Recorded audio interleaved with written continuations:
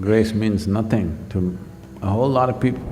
If you're too full of yourself, only if you're too full of yourself, you can be unconscious of grace. To become open is the most important thing, but doing is a limited possibility. And doing is a very laborious process. So both are needed. If both have entered your life at the same time, you must consider yourself to be an extremely fortunate human being, whether you understand the fortune or not. Because there are people who for lifetimes are just doing without grace being available to them.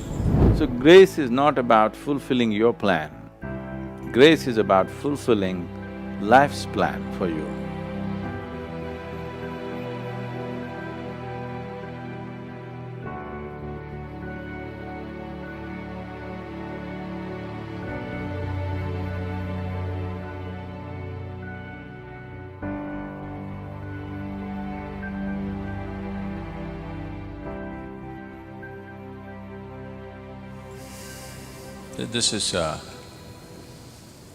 This is something that people have been struggling with for ages, because these are two different types. These are two different dimensions of one's existence.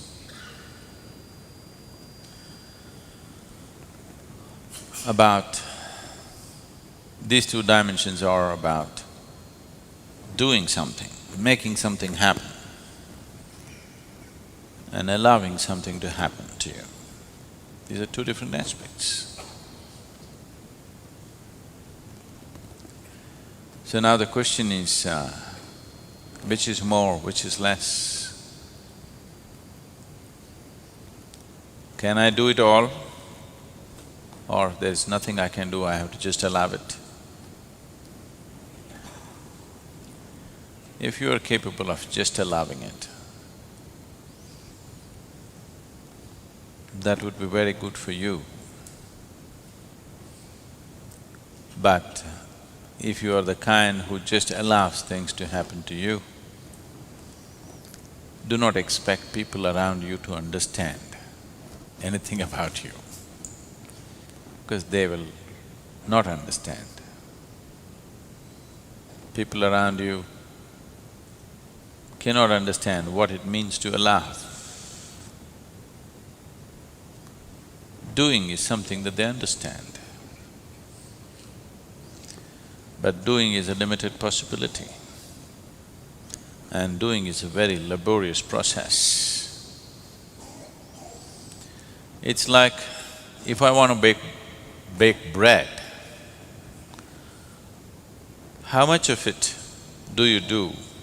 How much of it do you allow? There is an equal proportion of both. If you do not knead it hard enough, if you do not work to load the oven properly, if you do not set the right temperatures, which is all you're doing, it's not going to happen. But if you're not willing to allow, that you're willing to close it and simply sit there like a pregnant woman. Yes, baking, if you do not know how to bake bread, it is all as complicated as bearing a child. Yes. You have to sit there and wait. If you're too much of a doer, you want to open every few moments and look at it, you will not have bread, you will have something else. This goes for baking bread, growing a plant, bringing up a child, or bringing yourself up, which is, you're realizing is the hardest task. That if you want to bring yourself up, there's a certain amount of striving and doing on your part to be done. But without allowing, it will be an extraordinarily difficult process and incomplete process for a very long time to come. So both are needed. If both have entered your life at the same time, you must consider yourself to be an extremely fortunate human being, whether you understand the fortune or not. Because there are people who for lifetimes are just doing without grace being available to them. There are people who are just waiting for grace to happen, not doing anything because they do not know what to do, doing their own little things without doing the right kind of thing to become open to the process. So these two kind of people exist everywhere in the world. Some are waiting for gods to do things for them. Some are trying to do everything by themselves. You are an extremely fortunate human being if action and receptivity both have come into your life at the same time. That you know how to perform action. Everything that you can do, you will do, but you have the sense and the gracefulness to sit and wait for that which you cannot do. So, it is that dimension, it is this combination of these two that we are effectively delivering through Isha Yoga. That people learn to do something about themselves, at the same time people learn the humility of waiting, the devotion.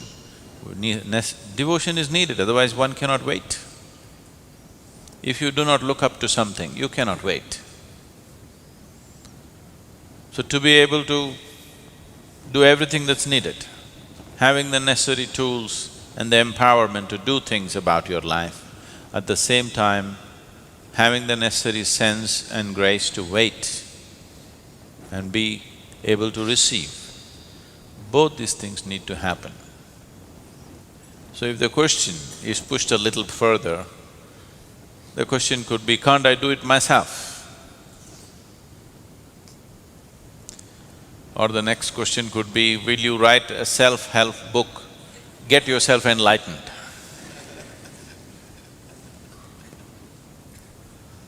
This happened at a doctor's office. A woman came with her husband who was limping and in a bad shape. She brought him slowly, he was leaning heavily on her, she brought him slowly and made him sit down. The receptionist who was sitting there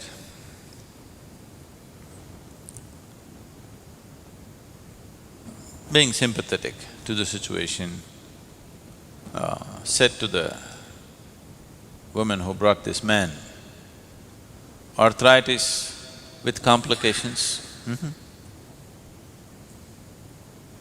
The woman said, no. Self-help with concrete blocks. So, self-help books sometimes have done things for people, good things for people. A lot of times they only injured themselves, broke things up, broke situations up in your life, because self-help is not always the right thing. But is it something that you don't do? No, you must do. So a combination of both is best. If you push one too far, you may lose your grounding. If you push your receptivity too far, not doing anything, you do not even know whether you're being receptive or just being lazy. If you try to do everything yourself, not allowing anything to be received, then it's like a plant which is trying to grow without sunlight. It will grow, but pale. It will not produce any flower or fruit. It'll be a long time before it can produce anything. So we need a combination of both. The kriyas, the practices are a phenomenal way to prepare the system to be open to new possibilities. If your energies do not open up to new possibilities, then you're talking about a long drawn-out journey.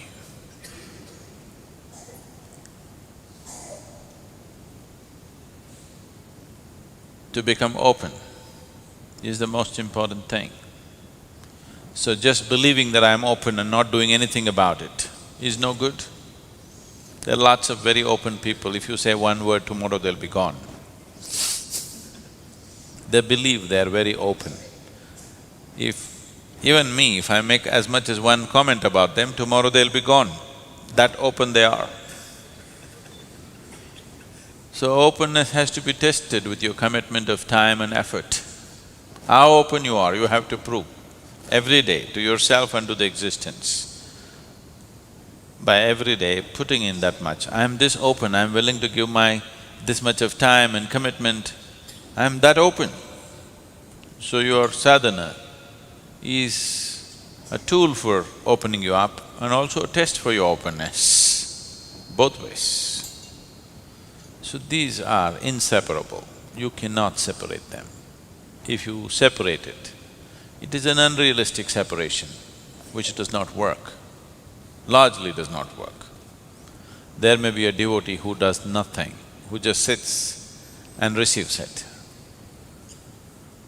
But as I said, if you become all receptivity, it may be wonderful for you, but you won't know whether you're going forward or backward, that's one thing. Another thing is nobody would want to be around you, that's another thing. It's already so. Namaskaram, Sadhguru. I have a question about grace. I'm not sure exactly how to put it, but… About what? Grace. Grace. Yes. To me, it seems to be a sort of an accidental thing, in a sense. It comes and goes according to… I don't know what, really. I seem to lose it very easily once it's there. I wondered if you could talk a little bit about grace and how it works, or… like here in the ashram, it's very easy to access or to feel it, but once you go outside, it's quite difficult to be connected to that energy or the grace. If you could talk something about that. Thank you.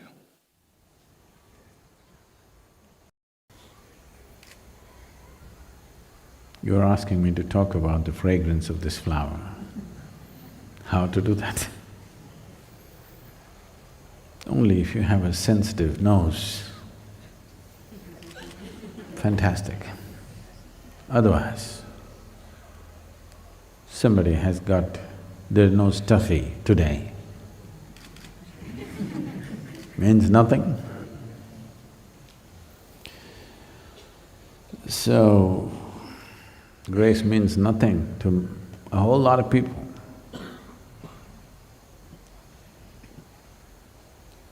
They don't even…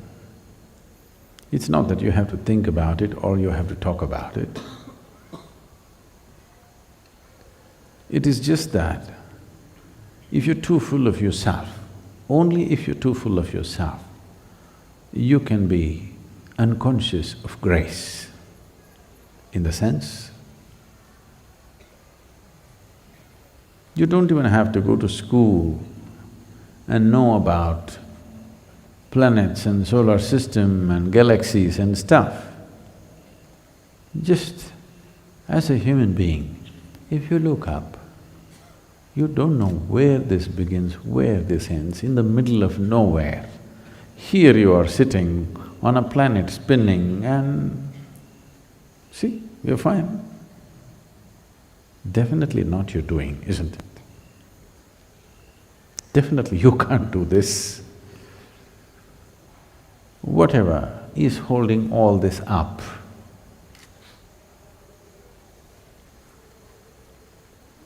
one title for it, grace. Now, whether you're available to it or not is the question. When we say grace, we are not looking at a certain kind. We are looking at that which is the basis of everything. Because you do not know how this solar system is held in place. You do not know how the whole universe is held in place. You do not even know how you happened, really. How so many cells are staying together and make your life happen, you don't really know. You have explanations and explanations, but you don't know. If you knew, you would create one right now. If you knew exactly how, we would make it, isn't it? So, when there is so much that you do not know and everything is still happening great, obviously, it's not an accident. So whatever is making all this happen, that energy, that force, we call it grace. But now the question is about making yourself available. If you have a stuffy nose, the flower means nothing to you. If you're blind, light means nothing to you. If you're insensitive, nothing means anything to you. So, it is a question of becoming sensitive. Most people are ego-sensitive. They're not life-sensitive. Right now, you have to be cautious about what to say and what not to say to a whole lot of people because they're horribly ego-sensitive. For everything, they will crash within themselves. First of all, you create one illusion. Then you create another illusion of it falling and rising. It's a very bad game. You must be disillusioned soon. If you're truly disillusioned, absolutely, you will always be available to grace. If you have no illusions of your own, you will wonder about everything. How can you not wonder? About everything, about your very existence. If you have no conclusions in your mind about anything, simply here, you will be soaked in grace. Even now you are, but you cannot enjoy it unless you're conscious, that's all. It will not work for you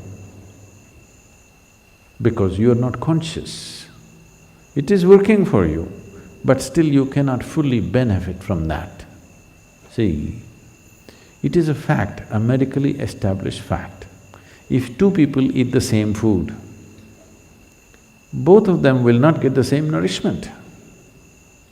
Exactly same food, two people eat, they will not get the same level of nourishment because it depends on your ability to draw sustenance from that. So to develop this capability, all of us are in grace, but to develop the capability to draw sustenance from that, so that this life becomes an expression of that grace. See,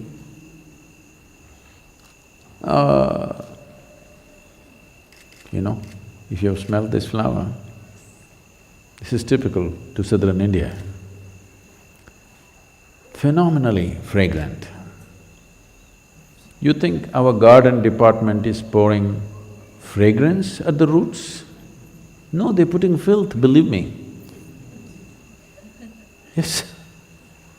Even if you put filth, see how fantastic it became, because that's its nature. Because it does that, we are planting that tree, nurturing it, taking care of it, everybody's concerned how it is growing. Suppose it was giving out a smell that was unpleasant to you. Suppose it just took the filth and threw out the filth through the flower. No, we would have taken it out, isn't it? So grace brings many benefits. Once you're exuding grace,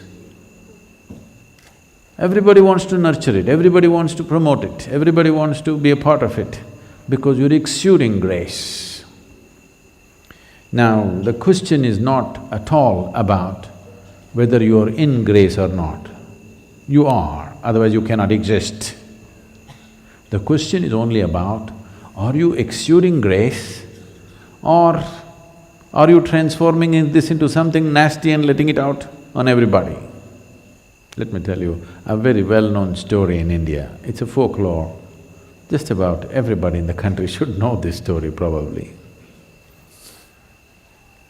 There was a sage living in the jungle, blind of vision. He has no vision, simply sitting in one place. Rarely people pass this way. When they pass this way, they give him something and he lives by that. No vision. One day it so happened, the king and his retinue of soldiers and ministers, whatever, they all went out hunting. In the hunt, in chasing a deer, a spotted deer, they lost their way and the king got lost, separated from the group because the king has the fastest horse. The best one he rides. So, he went away ahead of them and got lost. They were all searching, they all got lost. And then the soldier came and asked the sage, "Did you see the king?" He said, "No." Then a commander came and asked, "Did you see?" He said, "No." Then the minister came and asked, "Did you see?" "No." Then the king himself came there. Then the blind sage immediately recognized he is the king. "Oh, your people have been looking for you. First your soldier came, then your commander came, then your minister came." The king observed and saw that the person was blind. And then he asked, "Oh divine being, how do you know that first it was the soldier, then the commander, then the minister?" The sage said, "Well, the first one who came said, 'Hey, blind one, did you see our king coming here? Did anybody come this way?' So I knew he must be your soldier. The second one spoke with authority but without respect. I knew he must be one of your officers. The third one, the minister came, he spoke with great respect. So I thought he must be your minister. Now you came, now you touch my feet and refer to me as the divine one, you must be the king. Whether you eat food or breathe or drink water, anything, it is grace. Otherwise, how? 2 parts of hydrogen and 1 part of oxygen becomes life-making water. This is grace. Okay, you can give it an explanation, but you don't know why this should happen, isn't it? All that is happening is grace. Now you drink this, or you eat this, or you breathe this. Will you also exude grace because you consumed grace? You must also conceive grace and exude grace, isn't it?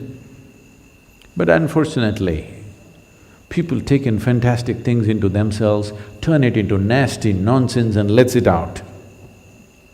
But look at the tree, you give it filth, it gives out fragrance. It's time. If you learn the way of the tree, if you learn the way of the rock, you will exude grace. So the question is not whether you are in grace or not. Definitely every creature is in grace. Are you capable of exuding the grace that you consume? That's the question.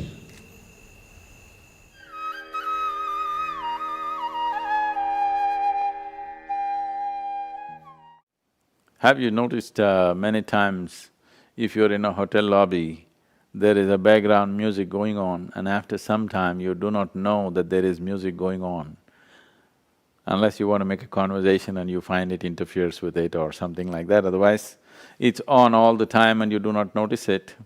Being in America, some machine is buzzing all the time in your house, but you do not know that it's buzzing. Only when you enter the house, you will know it. After some time, you do not know it. So almost anything which is there with you all the time, you tend to not know it. That's the only reason why you do not know the hand of the divine upon you. Because it's always on. If it was off and on, if you do not even know that your breath is on, if it goes off for a minute, for sure you know. So because it's not at all off, that's the reason why you do not know. But what is the problem if something is on all the time? What is the problem not knowing? Not knowing that you're alive, what is the problem? You'll just miss life, that's all. The joy of being in grace will be lost. Still life will be happening, but the joy of being in grace is completely lost upon you. So it is not something that's on and off. It is not something that every weekend you question whether it is on or off. It's just on. You just have to, become conscious of it so that you know the joy of being in grace. I have said this in many ways, but people, I'm sure most of you have chosen to ignore it. I've said, once you sit with me even for a moment, then there is no such thing as privacy in your life. So the moment you sat with me, particularly initiated by me, after that there's no such thing as whether it is on or not, it is on all the time. It is just that you are expecting grace just to fulfill your plans. Most people are only expecting grace to fulfill their plans because this is an old habit of going to the temple, church or mosque and telling God what he must do. If he does not do, you will change your God. So this is an old habit. So grace is not about fulfilling your plan. Grace is about fulfilling life's plan for you. This is not about fulfilling your petty plan because every day your plans keep changing. At different stages in your life, many times you thought this is it and next moment you change your decision. So, grace, a guru's grace is not designed to fulfill your plans. Guru's grace is designed to fulfill the life's plan. You as a piece of life, to fulfill its plan, to make life arrive at its fulfillment, not to fulfill your immediate plan. You want to go on a vacation, go, Sadhguru, why are you not helping me? This is not about that. So don't every other day keep on questioning, is it there with me, is it not there with me? I won't be wasting my life with you if I could not sustain the support and make it happen.